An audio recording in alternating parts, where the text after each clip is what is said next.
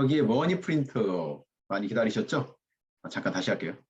네, 네, 안녕하세요. 반갑습니다. 혁이의 머니 프린터 많이 기다리셨죠?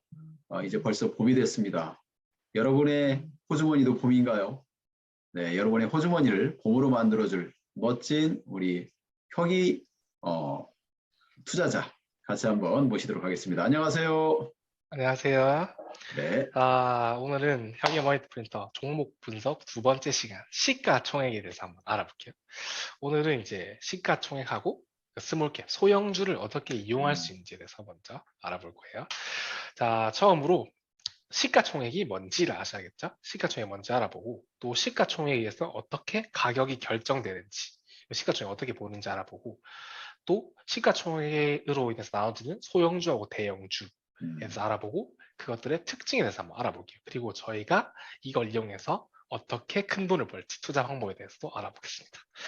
먼저 첫째로 시가총액이란 주식 투자를 해보신 분들은 조금 했다는 분은 다 아시겠죠?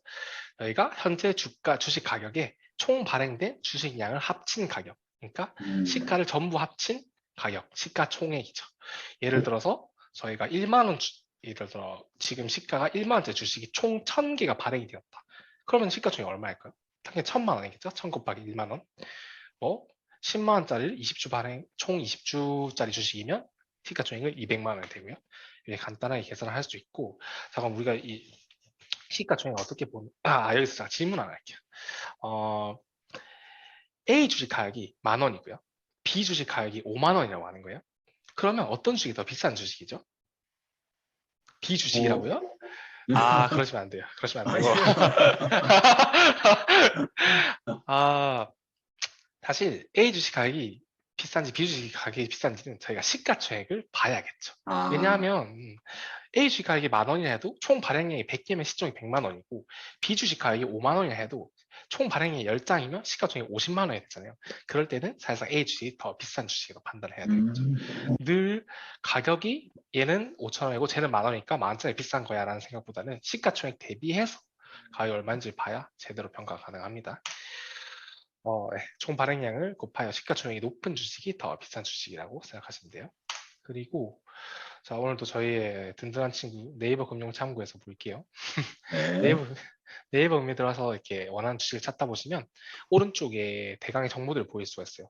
네, 여기는 이건 카카오 이제 시총에 대한 내용인데 보시면 시가총액이 44조 5,900억, 시가총액 순위는 코스피 7위. 그러니까 코스피에서 덩치가 누가 제일 크냐? 봤을 때 7등.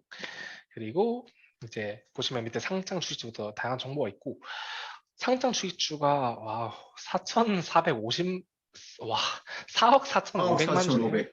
네. 그럼 대강 얼마죠? 한 10만 원 정도인가? 4억 4천에 거의 한 10만 원 정도 네. 곱하면 사에서도 되네요.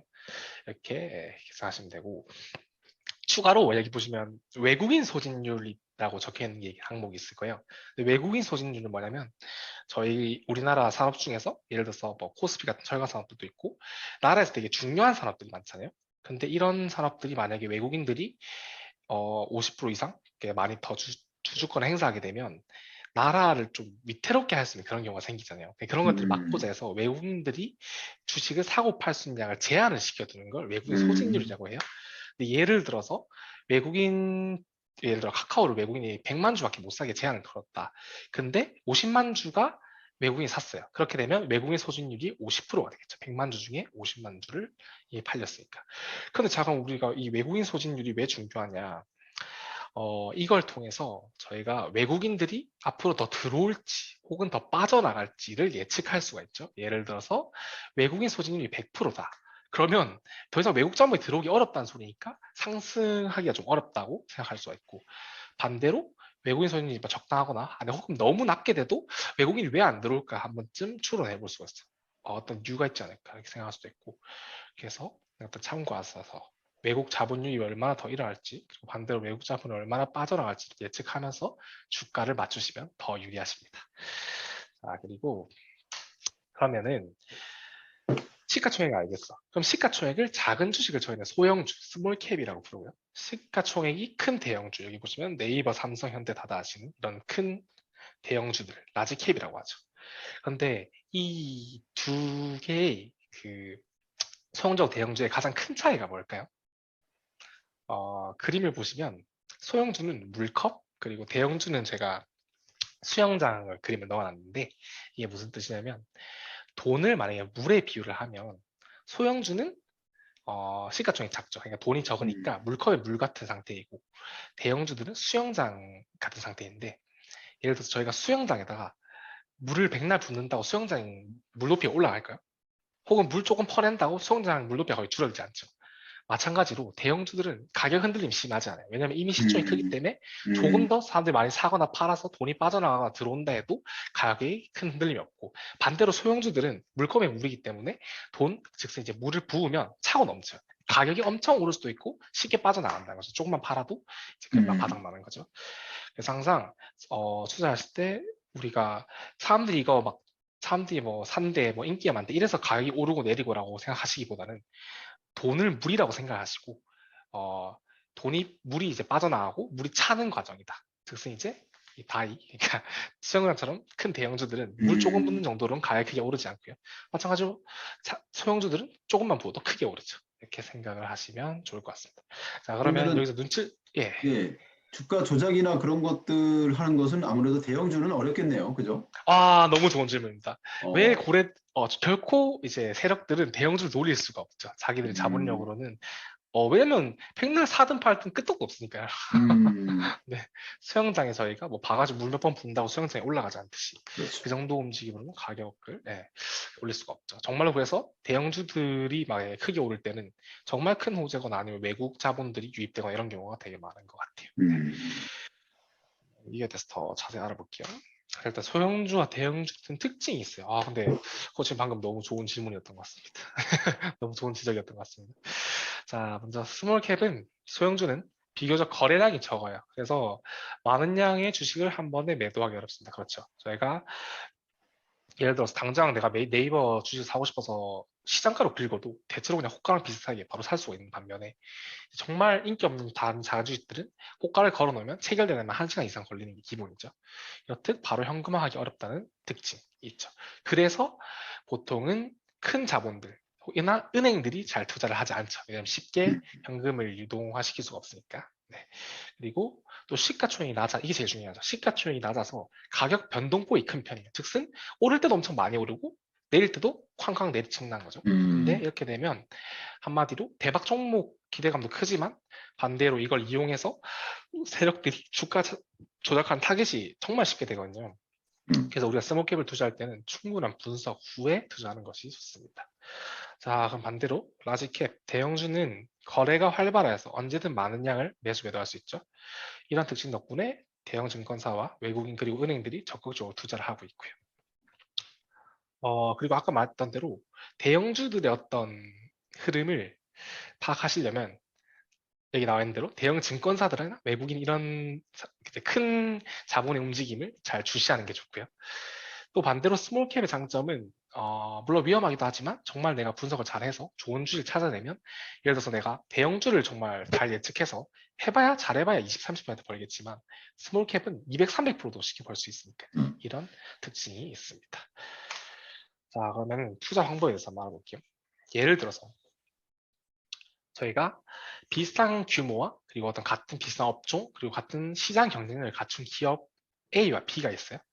그런데 만약에 식 B기업이 A기업보다 시가총액이 5배 높다고 가정을 합시다. 그러면 저희는 여기서 뭔가 이상함을 느끼죠.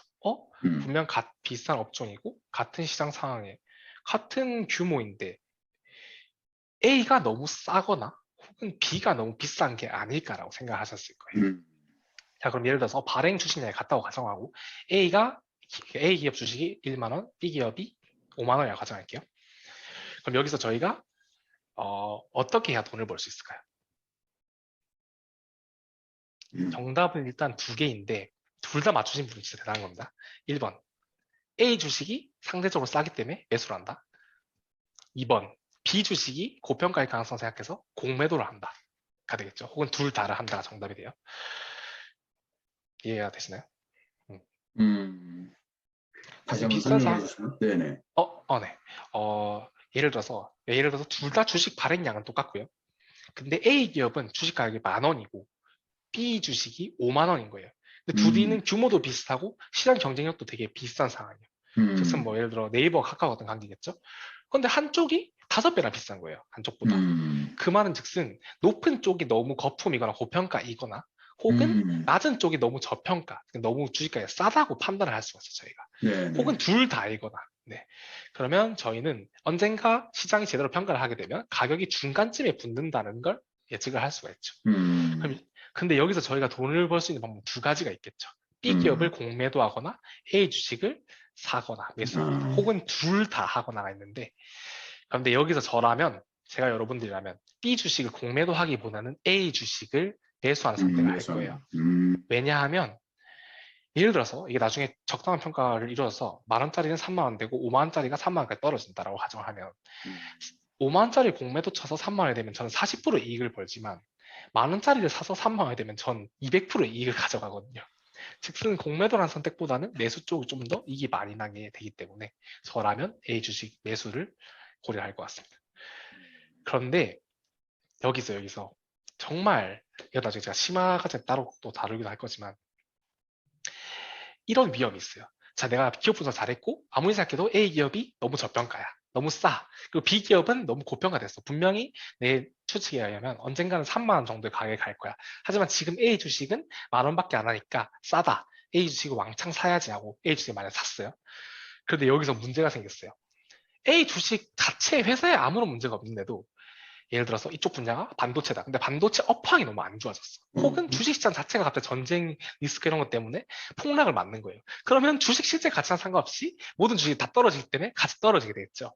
그렇죠. 이럴 때 이 위험을 내가 너무 피하고 싶다라고 하시면은 어떻게 하면 될까요?